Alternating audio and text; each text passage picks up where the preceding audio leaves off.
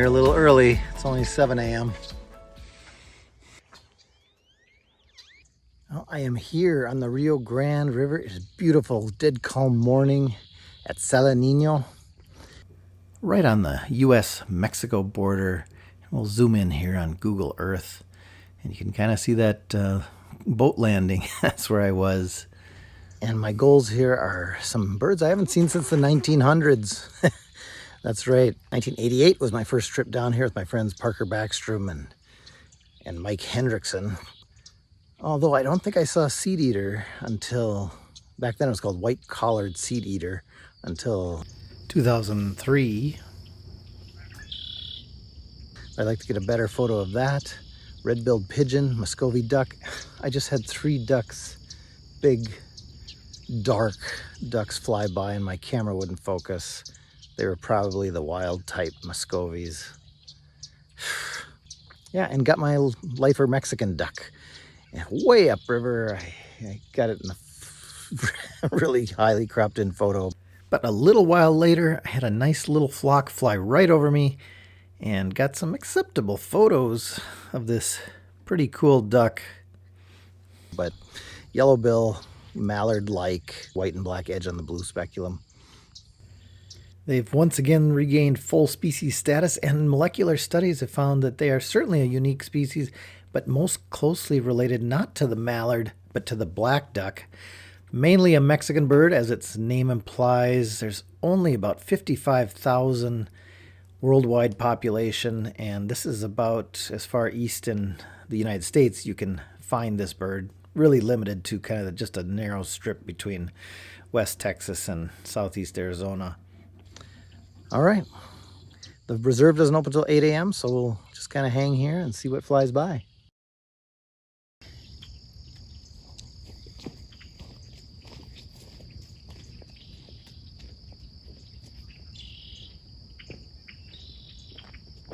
But I have a green kingfisher out here, long ways away, so highly cropped photo, but small little kingfisher, smaller, significantly smaller than our belted kingfisher. And later also got the big bruiser of a kingfisher, the ringed kingfisher. Not great photos, but through my new Vortex Razor binoculars, spectacular. Yeah, I've gotten better photos of these 2 species before, but just fun to see them cruising up and down the Rio Grande. A fair number of flocks of ducks kept cruising by. Lesser scaup, American widgeon were the primary species. Also a huge soft-shelled turtle amongst the red-eared sliders. And then I heard a commotion upstream. I could not figure it out. Went around the corner a bit. This flock of American white pelicans mixed in with double-crested and neotropic cormorants were coming down the river. They had no idea I was there, and when I kind of hid behind a clump of Phragmites and got a few photos as they came in landing, and also when they freaked out and left. So really fun to watch that.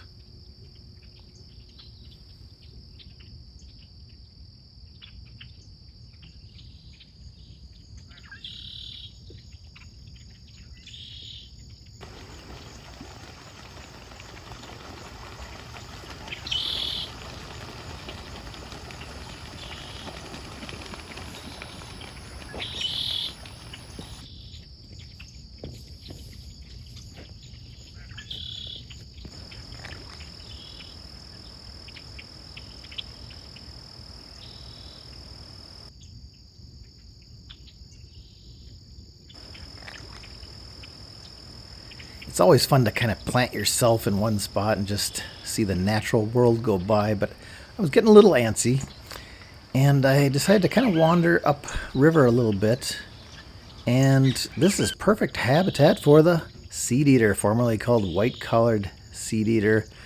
And here's a photo I took way back in the early days of digital, 2005.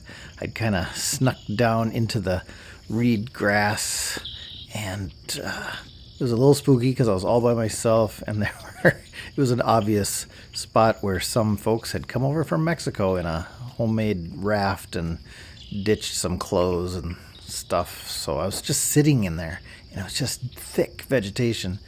And finally, one of these seed eaters appeared, and I had a little window to get a shot. But like I said, I was getting antsy, and I walked upriver and wasn't even looking for a seed eater, and there it was, just on top of one of these big phragmites, I think it is. Beautiful bird. I know juveniles and young males can look very similar, so I'm not sure which this is. As their name implies, they eat a lot of seeds, rarely on the ground, usually up in the branches. And they feed their young insects, but as they get a little older, switch back to seeds. And check out the range, obviously fairly common down in Mexico, but they do reach the upper Rio Grande Valley on the Texas side. Specifically, they're found along waterways with some of these big phragmites. Really enjoyed that sighting.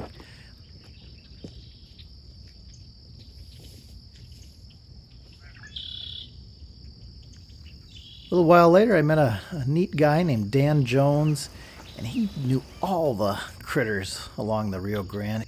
He pointed out this stunning little Caribbean yellow-faced damselfly, obviously a lifer for me, and some other insects. So we had a good time. He invited me to kind of walk upriver with him. And as we were walking, I could see he must have spotted something, and it was this hawk. I had kind of blown it off, and he's like, "Zonetailed hawk." And that was a big target for me. This beautiful, huge buteo that often soars with vultures. It even holds its wings in a dihedral like vultures. It's a prey generalist, eating lizards and small mammals and birds, but very aggressive around its nest. Neotropic bird that is expanding in North America, in the United States, I should say, which is pretty cool. Very little studied.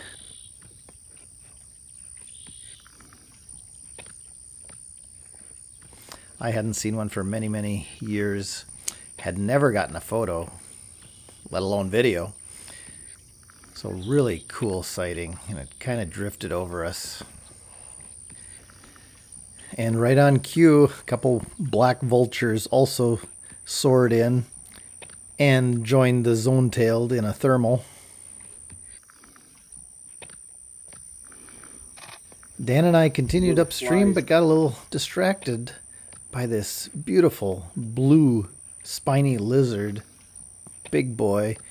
A couple of them resting on the rocks, probably feeding on some of these ants, leafcutter ants. I'd never seen them outside of, I think, Costa Rica. So pretty cool. I just laid on the ground to kind of watch their behavior as they're obviously along this quote-unquote highway.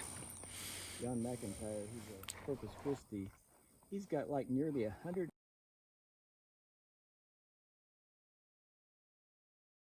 Just a few days earlier, there'd been a report of a possible bare-throated tiger heron, a mega rarity in the U.S., and so Dan wanted to check it out because he said this is kind of the habitat that he's seen them down in Mexico or Central America.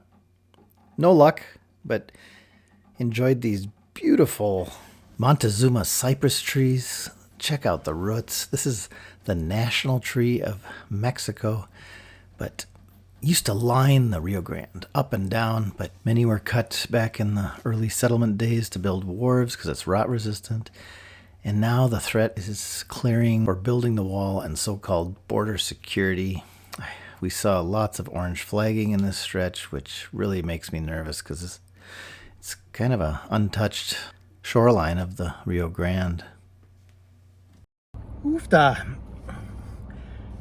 91 degrees already.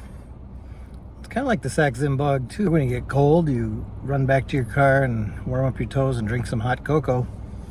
Yeah, you run back to your car, turn on the AC, and have some Izzy.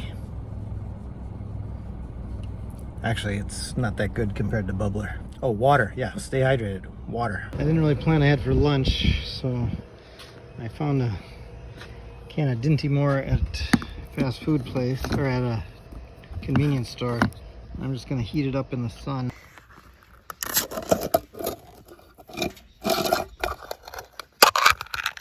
if I just open this, put it in the sun for a little while, I should have a nice hot meal in a little bit.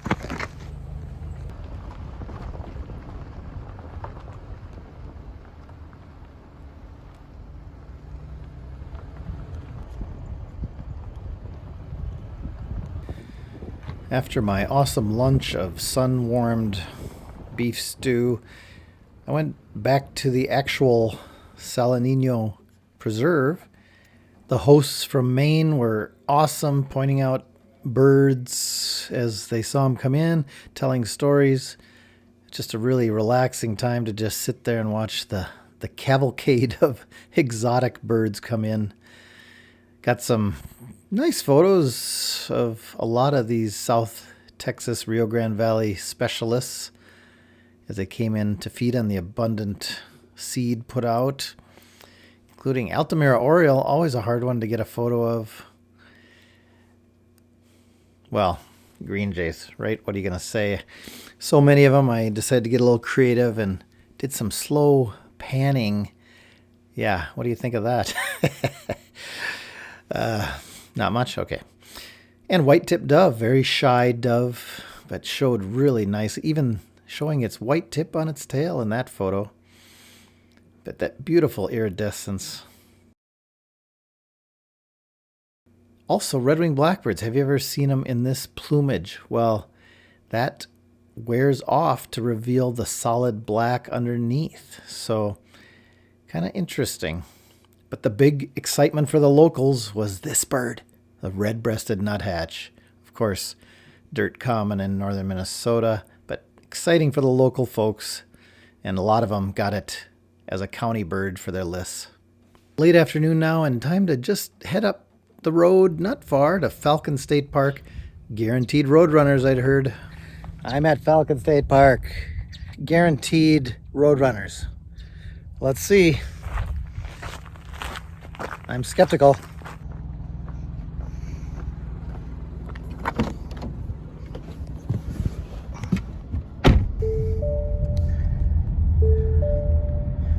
Just saw some bobwhite. Just saw Roadrunner number 1, about 200 yards past the entrance. But the minute I stopped, it ran back into the brush. All right, here we go. I am laying in the dirt in this campground. Falcon State Park. Also had white-tailed hawk soaring overhead. That's pretty cool. That's new for the trip. Haven't seen many of those in my life. In the United States, white-tailed hawk is really endemic just to Texas from the Rio Grande Valley up along the Gulf Coast a ways. Cool birds. Here you see an adult, full adult on the right, striking pattern, very short tail, that clean white underneath, and then that black narrow strip on the tail. And the bird behind it is a light juvenile white-tailed hawk. So pretty cool. They're kind of an open country, savanna, prairie, thorn scrub specialist. And yeah, attracted to fires and the prey that runs away from them, I guess. Fun to see them. Not very common raptor. Yeah, real treat. And right after the white-tailed hawk, a nice Cooper's hawk soaring overhead. I got some photos that show, that'll help highlight the difference between a soaring sharpshin and a soaring Cooper's for my new book coming up, Birds of the North Woods. So that was really nice bonus.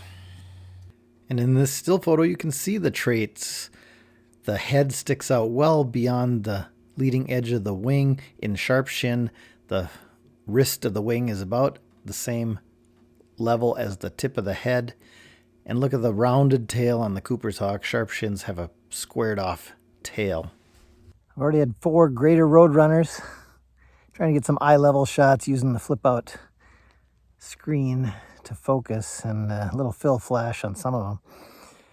Yeah, so I'd say they're kind of guaranteed here at Falcon State Park. There's nobody in the campground really. And they're fairly used to humans, so they might tolerate you more than other places. But one of the hazards of laying on your belly in South Texas scrub is, these painful sandburrs, I call them. I don't know what they are, but they hurt. Ow. On the 7th Roadrunner here at Falcon State Park, which gotta be the best place to photograph. Very tame. Semi-tolerant, I should say. Not tame, but they're used to people a little bit.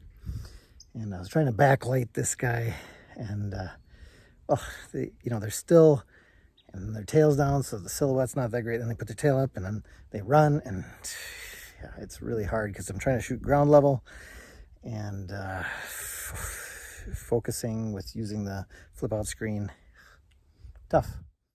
After getting a few, record shots from the car window, not great, I switched to stalking them, laying on my belly, crawling closer when they weren't looking. I really needed flash to kind of fill in the shadows for some of these portrait shots.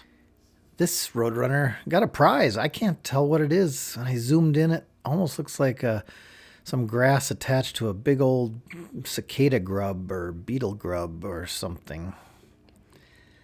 But then I switched from portrait mode to creative mode and tried to do some backlit Roadrunners. And actually with these interesting flower seed heads, some of them look kind of cool.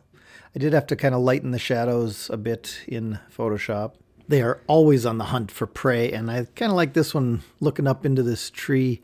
It actually just did a vertical hop and grabbed something off a leaf.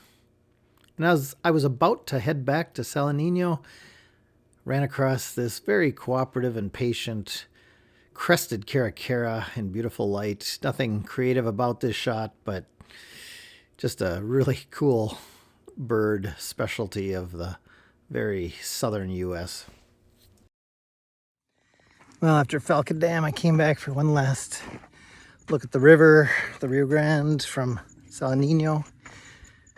Frustrating and I guess rewarding too. I finally did see Audubon's Oriole, but could I get a good photo of it? No. Same with black-crested titmouse. They sound like chickadees. They're in kind of the same family. Superstar bird of the day at Salineno and Falcon Dam. Oofda, as we Norwegians would say. Man, what Mexican duck, which was a lifer, white-tailed hawk, Zonetailed hawk, greater Roadrunner, Audubon's Oriole, on and on and on. Oh, Morelet Seedeater, holy cow. But you know what? I'm going to have to give it to the Zonetailed hawk. One more episode coming from Texas in early 2025. But Happy New Year, happy shooting. May all your wildlife encounters be amazing and your exposures be spot on. Take good care.